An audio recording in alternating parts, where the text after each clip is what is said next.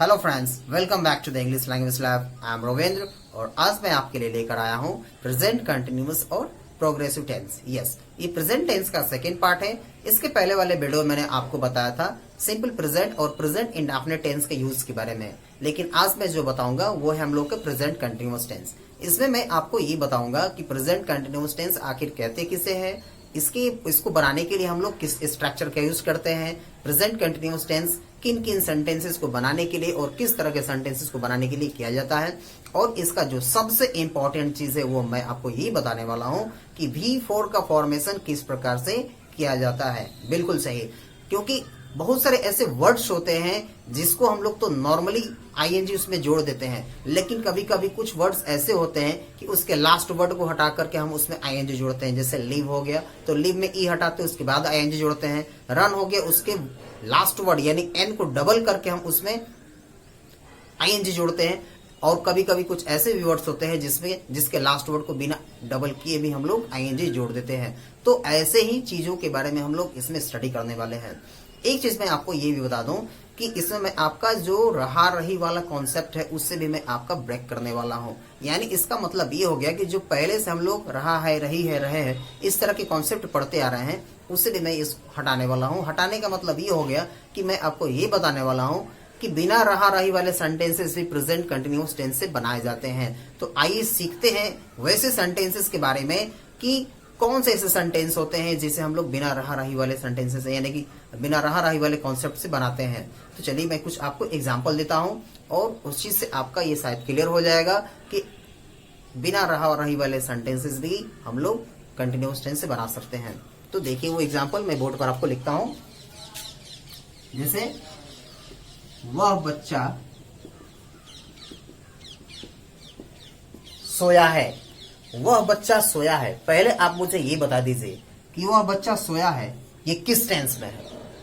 ठीक है, अब आप सोचिए, तब तक मैं दूसरा एग्जांपल लिख रहा हूं। वह बच्चा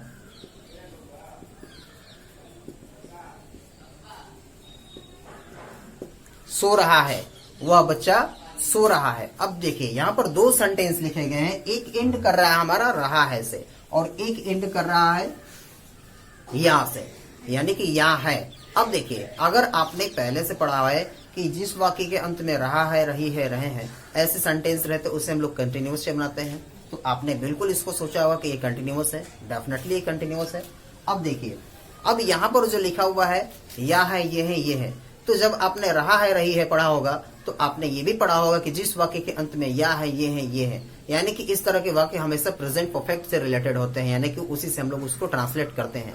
तो अगर आपके दिमाग में ये आ रहा है कि ये या है प्रेजेंट कंटिन्यूअस नहीं बल्कि प्रेजेंट परफेक्ट टेंस है, तो ये आप बिल्कुल गलत सोच रहे हैं। क्योंकि सबसे पहले चीज आपको मैं बता दूं, कंटिन्यूअस टेंस का मतलब क्या होता है। कंटिन्यूअस का मतलब देखिए, इस कंटिन्यूअस का मतलब होता है लगातार। लगातार, लगातार का मतलब हो गया कि जो लगातार जारी है, जो लगातार जारी है। लगातार जारी होने का मतलब ये हो गया कि जो काम अभी वर्तमान समय में लगातार चल रहा है वैसे चीजों को ही हम लोग यानी कि वैसे वाक्यों को ही हम लोग क्या करते हैं, प्रेजेंट कंटिन्यूअस टेंस के माध्यम से बनाते हैं। और इसका कोई ये समय सीमा नहीं होता है कि वो कितना देर चलेगा, वो एक शॉर्ट वाइल के लिए होता है, यानी कि शॉर्ट पीरियड के लिए होता है। जैसे मान लीजिए अभी आप क्या कर रहे हैं, अभी आप मेरा वीडियो देख रहे हैं, अभी मैं क्या कर रहा हूं, अभी आपको पढ़ा रहा हूं। तो कहने का मतलब ये हो गया कि यहाँ पर ये काम अभी प्रेजेंट टाइम में चल रहा है। प्रेजेंट टाइम में जो काम चल रहा होता है वैसी चीजों को बनाने के लिए हम लोग प्रेजेंट कंटिन्यूअस टेंस का यूज करते हैं। नीचे लिखा है वह बच्चा सो रहा है, तो यहाँ पर ये काम चल रहा है, और यहाँ पर वो लिखा है वह बच्चा सोया है, तो यानी कि इसका मतलब क्या हुआ, ये भी काम चल रहा है, यानी वर्तमान में भी अभी वो सोया है, अभी सो करके उठ नहीं चुका है, वो सो करके उठ नहीं चुका है बल्कि अभी भी वर्तमान में सोया हुआ है, प्रेजेंट में सो रहा है। तो जब सो रहा है और काम जारी है तो ऐसे सेंटेंस हमेशा किस में होंगे, कंटिन्यूअस टेंस में।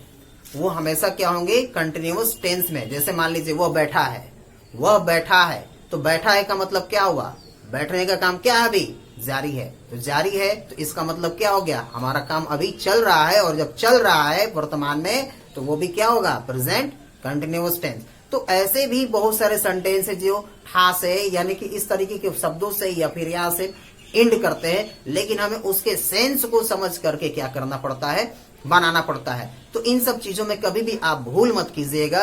आप उस चीज को देखिए, उस सेंटेंस को काफी गौर से पढ़िए और उसके अंदर की गहराई को समझिए कि वो सेंटेंस में काम चल रहा है कि खत्म हो चुका है। क्योंकि खत्म जब हो जाएगा तब वो हमारा परफेक्ट हो जाएगा। जैसे अगर मैंने लिखा होता वह बच्चा सो चुका है, नहीं बल्कि सोकर उठ चुका है, सोकर उठ चुका है, तो इसका मतलब ये क्या हुआ कि काम सोने का जो था वो खत्म हो चुका है और अब वह बच्चा उठ चुका है। तो हो सकता है कि उठकर बैठा होगा या खेल रहा होगा या फिर रो रहा होगा या फिर हंस रहा होगा। तो यानी कि इसका मतलब सोने का काम उसका क्या हो चुका है, समाप्त हो चुका है। और जब समाप्त हो गया तो वो डेफिनेटली क्या हो जाएगा, आपका परफेक्ट हो जाएगा। यानी कि काम खत्म हो चुका, पूर्ण हो चुका, तो काम परफेक्ट हो गया। लेकिन जब काम चल रहा है तो हमारा क्या हो गया, वो कंटिन्यूअस हो गया। तो ऐसे ही चीजों के बारे में हम समझेंगे और इसी तरह के टॉपिक्स के बारे में हम देखेंगे। चलिए हम चलते अब अपने उस पॉइंट की तरफ और समझते हैं वन बाय वन करके कि प्रेजेंट कंटिन्यूअस टेंस का यूज हम लोग कहां कहां और किन किन तरीकों से करेंगे। एक चीज मैं आपको ये भी बताऊंगा इस टॉपिक में कि प्रेजेंट कंटिन्यूअस में ऐसे कई सारे वर्ड्स होते हैं जिनका कंटिन्यूअस नहीं बनता है, जैसा कि मैंने आपको अपने पिछले वीडियो में भी बताया था और इस वीडियो में भी आपको बताऊंगा कि ऐसे बहुत सारे वर्ड्स हैं जिनका कंटिन्यूअस नहीं बनता है। तो चलिए वो कौन कौन से ऐसे वर्ड्स हैं, वो कौन कौन से ऐसे चीज हैं और किस तरीके से इसका फॉर्मेशन किया जाएगा। चलिए हम चलते उस अपने मेन टॉपिक की तरफ बढ़ते हैं आगे।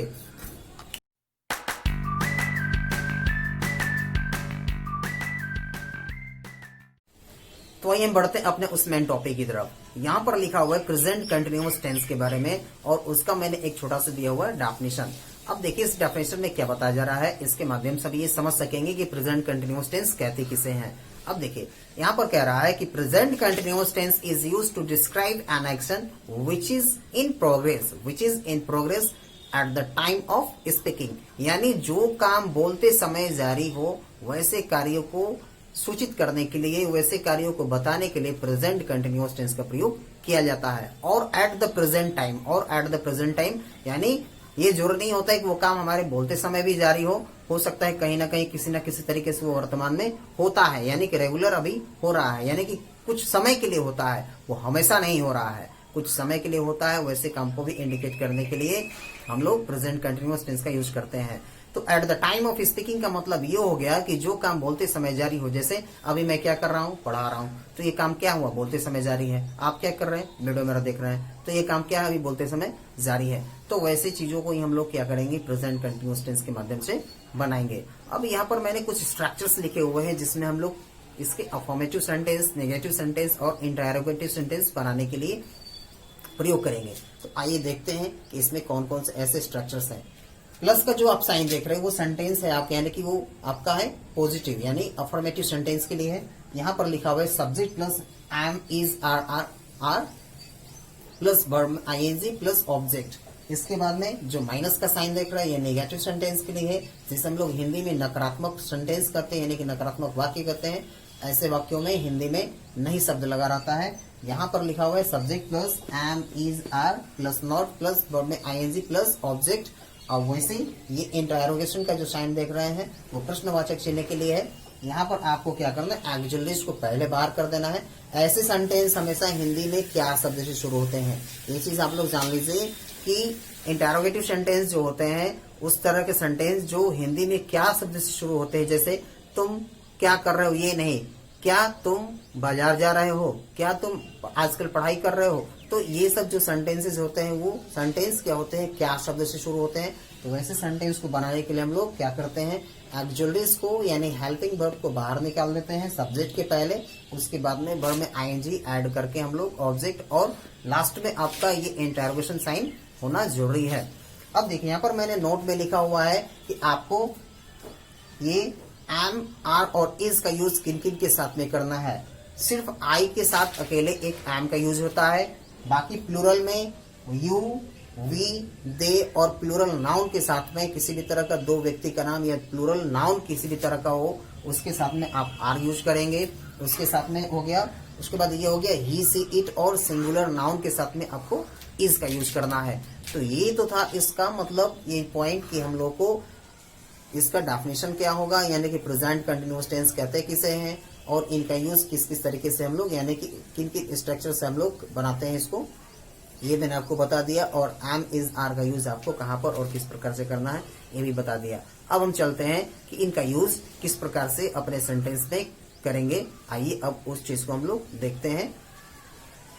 तो आइए इसका देखते हैं फर्स्ट यूज। सबसे पहला हमारा यूज है to express temporary action in the present, यानी वर्तमान समय में वैसे कार्य जो अस्थायी रूप से अभी जारी हो। अस्थायी रूप का मतलब हो गया कि वो परमानेंट एक्टिविटी नहीं है, ठीक है, यानी कि कुछ समय के लिए वो काम चलेगा और उसके बाद वो क्या हो जाएगा, खत्म हो जाएगा। तो इसका जो सबसे पहला यूज है वो यही है प्रेजेंट कंटिन्यूअस टेंस का, कि प्रेजेंट कंटिन्यूअस टेंस का प्रयोग हम लोग वैसे कार्य के लिए करते हैं जो वर्तमान समय में अस्थायी रूप से जारी हो। जैसे Patna is facing electricity problem this days, यानी पटना में अभी वर्तमान समय में, यानी कि पटना में आजकल बिजली की समस्या चल रही है, यानी कि यहाँ पर लाइट आता है और जाता है, या फिर जैसे भी हो।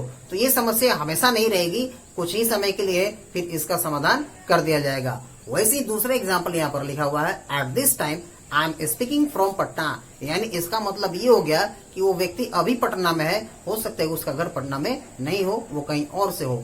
तो इस तरीके से हम समझ रहे हैं कि यहाँ पर वो इस समय सिर्फ बात कर रहा है, बाकी हर दिन वो बात नहीं करता है। अब देखिए एक चीज मैं सबसे पहले आपको ये बता दूं कि इसमें एक चीज दिया हुआ है जो सबसे इंपॉर्टेंट है, वो है आपका दिस डेज, और इसमें है एट दिस टाइम, यानी इस तरह की चीजों को जो टाइम को एक्सप्रेस करते हैं इसे कहते हैं एडवर्ब ऑफ टाइम। सबसे पहले जान लें कि जो टाइम को एक्सप्रेस करता है, जो समय के बारे में बताता है, उसे हम लोग कहते हैं एडवर्ब ऑफ टाइम। तो इस तरह के सेंटेंसेस में, यानी कि जो अस्थायी रूप से कार्य करते हैं सेंटेंस, या अस्थायी वाले जो सेंटेंस होते हैं, ऐसे सेंटेंसेस में इस तरह के एडवर्ब ऑफ टाइम मोस्टली दिए रहते हैं। तो यहाँ पर आप दोनों सेंटेंस देख रहे हैं, दोनों सेंटेंस में ये एडवर्ब ऑफ टाइम दिया हुआ है, और ये निश्चित रूप से इसमें रहेगा ही रहेगा। इसलिए मैंने यहाँ पर एक नोट लिख दिया है कि इस तरह के सेंटेंसेस में हमारे क्या रहेंगे, इस तरह के एडवर्ब ऑफ टाइम दिए रहेंगे, ठीक है। अब देखिए ये चीज आप ध्यान रखें कि जब भी सेंटेंस में at present, at this days, now, या फिर इसमें से कोई भी ऐसा वर्ड जब लगा रहेगा तो वो सेंटेंस हमेशा कंटिन्यूअस टेंस में होगा। कॉमन ईरर वाले ये बिल्कुल ध्यान रखें, कॉम्पिटिटिव एग्जाम्स वाले भी बिल्कुल इस बात का ध्यान रखें कि जब भी इस तरह के वर्ड्स सेंटेंस में लगे हुए हैं तो वो सेंटेंस निश्चित रूप से आपका कंटिन्यूअस टेंस से ही रिलेटेड होगा, बाकी किसी दूसरे टेंस से रिलेटेड नहीं होगा, क्योंकि ऐसे शब्दों का प्रयोग सिर्फ कंटिन्यूअस टेंस में ही किया जाता है, किसी दूसरे में नहीं। अब देखिए इसका दूसरा मैं एग्जाम्पल यूज जो लिखा हूं ये यहाँ पर है, to express action happening at the time of speaking, यानी कि वैसे कार्यों के लिए जो बोलते समय कार्य जारी है, जो काम बोलते समय जारी है, यानी कि जैसे अभी हम लोग क्या कर रहे हैं, पढ़ रहे हैं, वो क्या कर रहा है, खाना खा रहा है, वो क्या कर रहा है, नहा रहा है। तो कहने का मतलब हो गया कि जो काम हम बोल रहे हैं और उस समय वो काम हो रहा है, जो काम हम बोल रहे हैं और वो उस समय काम वो अगर हो रहा है, उसी समय वो हो रहा है, तो वैसे काम को एक्सप्रेस करने के लिए, वैसे काम को भी डिस्क्राइब करने के लिए हम लोग क्या करते हैं, प्रेजेंट कंटिन्यूअस टेंस का प्रयोग करते हैं, ठीक है। अब यहाँ पर मैंने कुछ एग्जांपल्स दिया हुआ है, जैसे her brother is sleeping at present, यानी उसका भाई अभी सो रहा है। सो रहा है का मतलब ये हो गया कि अभी भी काम क्या है, जारी है, इस समय उसका भाई सो रहा है। अब यहाँ पर देखिए they are playing football in the stadium, यानी इसका मतलब ये हो गया कि स्टेडियम में वे लोग फुटबॉल खेल रहे हैं, ये मैं बोल रहा हूँ, और यानी कि आंखों से भी मैं देख भी रहा हूँ।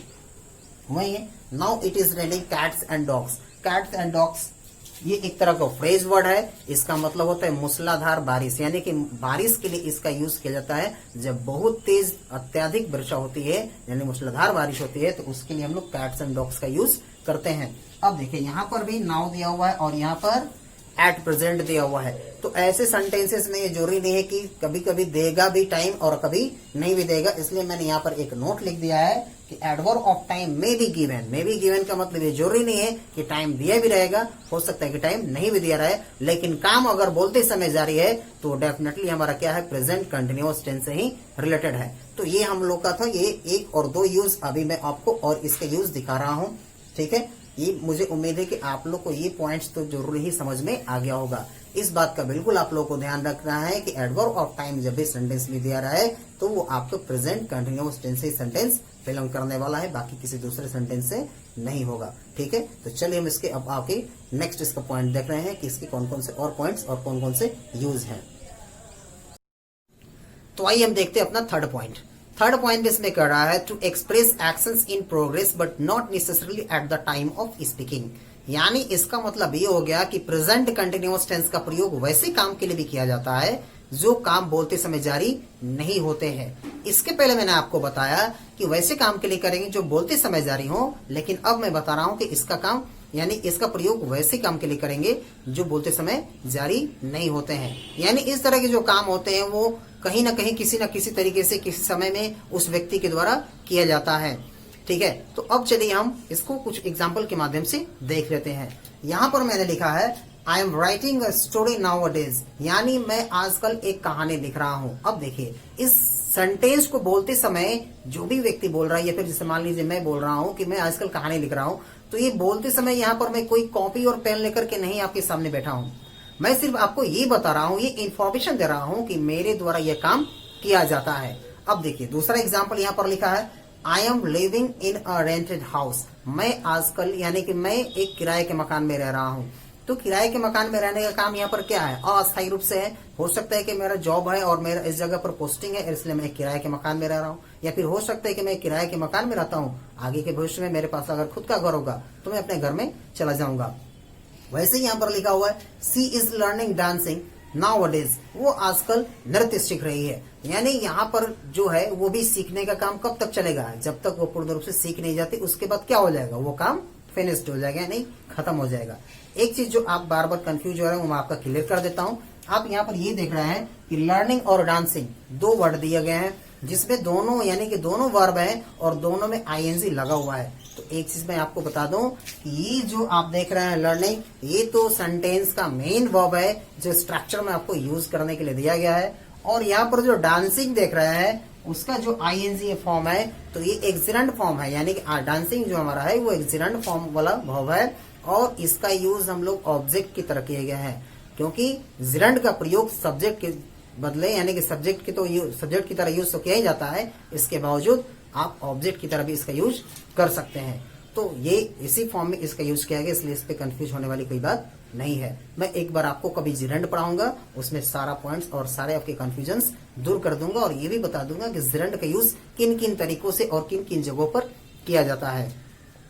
तो चलिए अब इसका हम लोग फोर्थ पॉइंट देखते हैं। फोर्थ पॉइंट में क्या बताया जा रहा है कि to express actions definitely planned for the near future, यानी वैसे कार्यों के लिए इसका प्रयोग किया जाता है जो निकट भविष्य में निश्चित रूप से होंगे, निकट भविष्य में निश्चित रूप से वो व्यक्ति के द्वारा किए जाएंगे। जैसे यहाँ पर लिखा है I am leaving for Patna next month, मैं अगले महीने पटना जा रहा हूँ। मैं अगले महीने पटना के लिए निकल रहा हूँ, यानी कि मैं पटना के लिए अगले महीने मेरा फिक्स्ड है कि मैं पटना के लिए क्या करूंगा, यहाँ से निकल जाऊंगा। अब देखिए यहाँ पर क्या रहा है the president is arriving Delhi tomorrow, यानी कि कल प्रेसिडेंट आ रही है, फिक्स प्रोग्राम है। ये क्या है, फिक्स प्रोग्राम है, यहाँ पर वो आ रहे हैं। वैसे ही सी इज सिंगिंग दिस इवनिंग, वो आज गाना गा रही है, वो आज शाम गाना गा रही है। गाना शाम में गाएगी, वो अभी नहीं गा रही है, ठीक है ना, यानी कि शाम में उसका प्रोग्राम है गाना गाने का। तो एक चीज इस बात को बिल्कुल ध्यान रखें, जैसे कि आप लोगों को मैंने प्रेजेंट इंडेफिनिट में भी फ्यूचर प्लान्ड वाले सेंटेंस बताए थे, उसी तरीके से ऐसे कंटिन्यूअस में भी इसका प्रयोग किया जाता है। अब एक चीज आपको ये चीज ध्यान देना है कि सब में कहीं ना कहीं ये टाइम जो आप देख रहे हैं, ये जो आपको टाइम दिखाई दे रहा है, इसमें है नेक्स्ट मंथ, ये टुमारो, और इसमें है दिस इवनिंग। तो इस तरह के यानी कि ये जो डेफिनेटली फिक्स्ड प्लान जो होते हैं, यानी कि plan for the near future वाले जो सेंटेंसेज होते हैं, इस तरह के सेंटेंसेज में निश्चित रूप से आपका क्या रहता है, ये एडवर्ब्स ऑफ टाइम दिए रहते हैं, जो कि मैंने आपको नोट के रूप में बोर्ड पर यहाँ पर डिस्प्ले कर दिया है। आप इसको देख लीजिए, नोट कर लें, या फिर हो सके तो आप इसका स्क्रीनशॉट भी ले सकते हैं, जिससे कि आपको बिल्कुल याद रहेगा।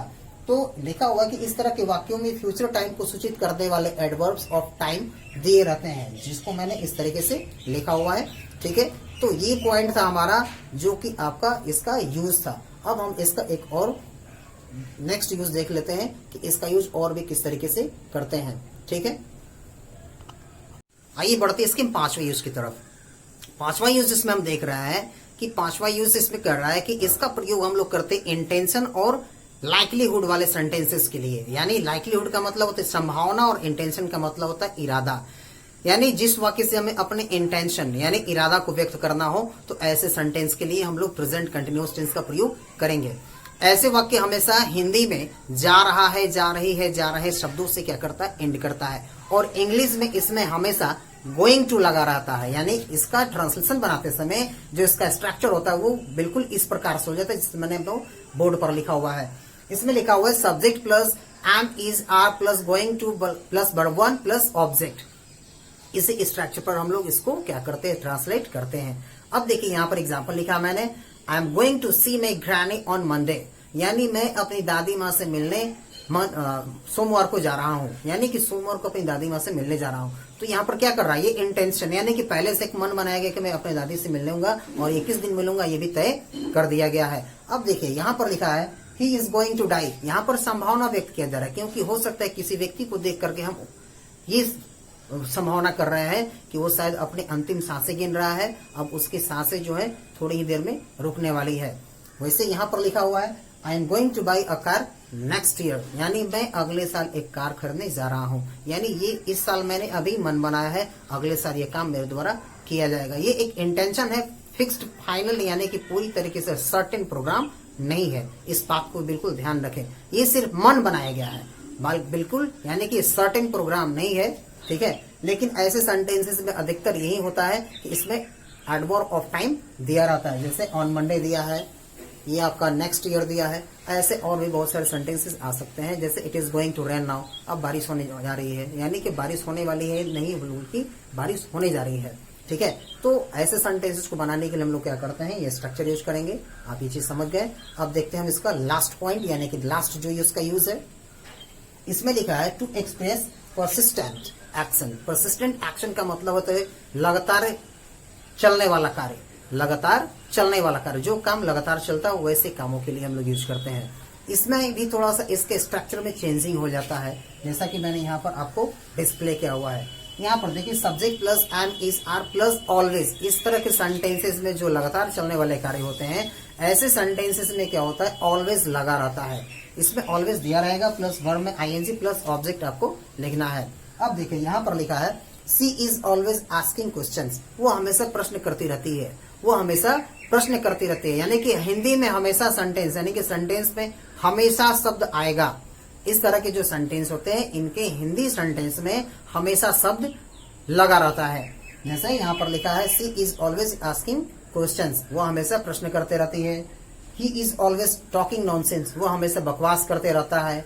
You are always insulting the poor, तुम हमेशा गरीबों का अपमान करते रहते हो। यानी हमेशा इस तीनों सेंटेंसेस में आप देख रहे हैं कि इस तीनों सेंटेंस में क्या है, ऑलवेज लगा हुआ है। और इस तरह के सेंटेंस हमेशा इससे पता चलता है कि इस तरह के काम हमेशा लगातार होते रहते हैं। तो ये था फ्रेंड्स इनके यूज, यानी कि प्रेजेंट कंटिन्यूअस टेंस का यूज हम लोग किस प्रकार से और किन किन तरीकों से कर सकते हैं। अब मैं आपको वो चीज बताता हूँ कि किन किन वर्ड्स का यूज प्रेजेंट कंटिन्यूअस टेंस में नहीं होता है। तो चलते उस पॉइंट को और देख लेते हैं, उस चीज को भी आप नोट कर लीजिएगा। चलिए मैं लिखता हूं उसको। तो ये रहे वो सारे वर्ब्स जिनका प्रयोग प्रेजेंट कंटिन्यूअस टेंस में नहीं किया जाता है। आप सबसे पहले इसका स्क्रीनशॉट ले लीजिए, ताकि आप स्क्रीनशॉट ले लेंगे तो आपको ये चीज याद रहेगा और आप अपने कॉपी में नोट भी कर सकेंगे।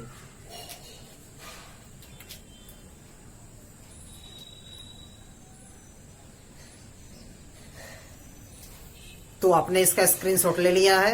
अब आप इस चीज को बिल्कुल अच्छे तरीके से समझ लें कि इन सभी वर्ड्स का कभी भी प्रेजेंट कंटिन्यूअस में यूज नहीं किया जाता है, लेकिन जब भी कभी इनका कंटिन्यूअस टेंस में यूज किया जाता है तो इनके अर्थ क्या होते हैं, बदल जाते हैं। जैसा कि ऊपर आप देख रहे हैं, यहाँ पर मैंने लिखा हुआ है सी, हियर, स्मेल। सी का मतलब देखना, हियर मतलब सुनना, स्मेल मतलब सूंघना।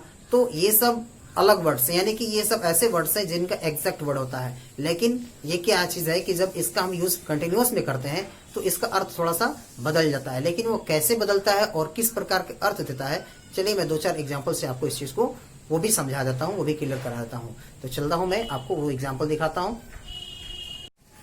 तो आइए देख लेते हैं हम इसके एग्जाम्पल्स कि कब इसको हमको प्रेजेंट में करना है और कब इसका कंटिन्यूअस में, और कंटिन्यूअस में करने से इसके कैसे अर्थ बदल रहे हैं, कुछ एग्जांपल्स के माध्यम से मैं आपको ये चीज समझा देता हूं।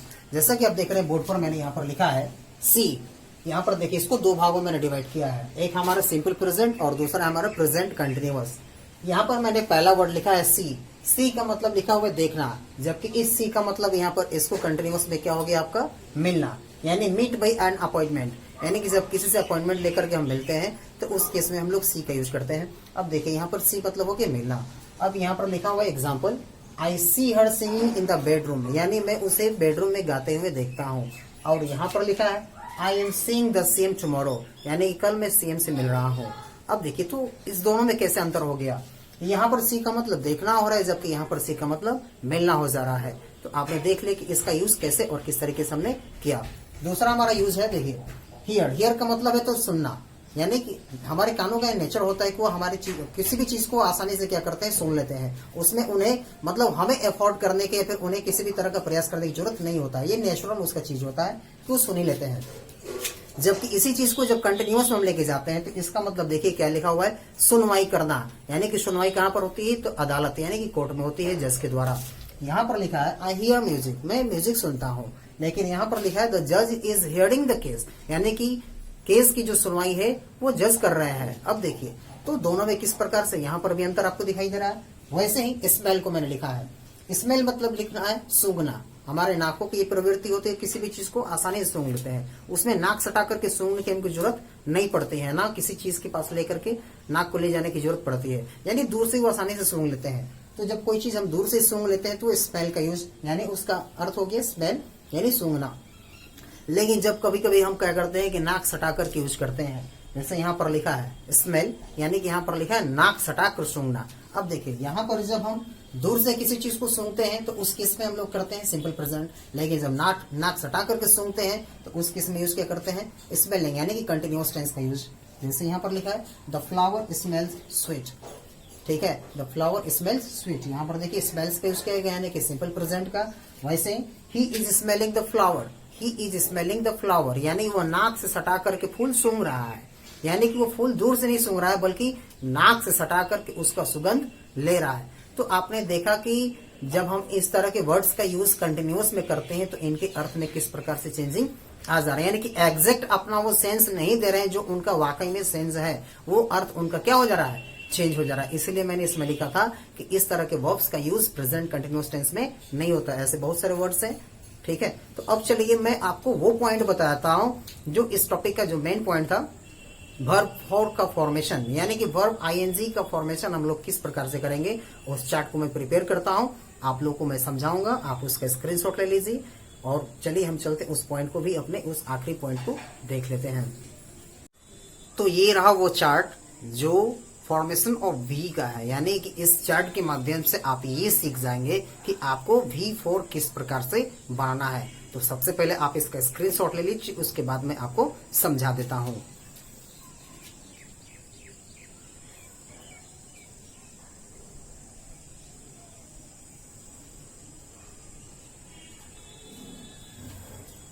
तो आपने इसका स्क्रीनशॉट ले लिया है, देखिए मैं इसको समझा देता हूं। लिखा है एंड इन ई, अगर वर्ब हमारा ई से एंड करता है तो क्या रहेगा remove e and add ING, यानी मैंने बताया था आपको, देखिए यहाँ पर वर्ब हमारा ई से एंड कर रहा है, अब इसमें से क्या किया गया है ई को हटाया गया और उसमें आईएनजी जोड़ दिया गया है। वैसे यहाँ पर मूव है, ये भी ई से एंड कर रहा है और इसमें ई को हटा करके क्या कर रहा है आईएनजी जोड़ दिया गया है। दूसरा पॉइंट इसमें कर रहा है एंड इन सीवीसी, सीवीसी का मतलब मैंने इसको शॉर्ट में लिखा है, अब मैं आपको बताता हूं। सी मतलब कॉन्सोनेंट, वी मतलब आपका वॉवेल और फिर सी मतलब कॉन्सोनेंट। अगर कॉन्सोनेंट वॉवेल कॉन्सोनेंट से अगर एंड करता है तो करेंगे डबल द फाइनल सी, यानी कॉन्सोनेंट को लास्ट वाले फाइनल का मतलब हो गया कि लास्ट वाले कॉन्सोनेंट को क्या करना है डबल कर देना है और उसके बाद में उसमें आईएनजी जोड़ देना है। जैसे ये देखिए स्टॉप लिखा हुआ है, स्टॉप में टी हमारा क्या है कॉन्सोनेंट, ओ क्या है वोवेल और पी क्या है इसका कॉन्सोनेंट है। तो अब इसको क्या किया गया कि कह रहा है कि डबल द फाइनल कॉन्सोनेंट, यानी कि सी को क्या करना पी को क्या करना आपको डबल करना है।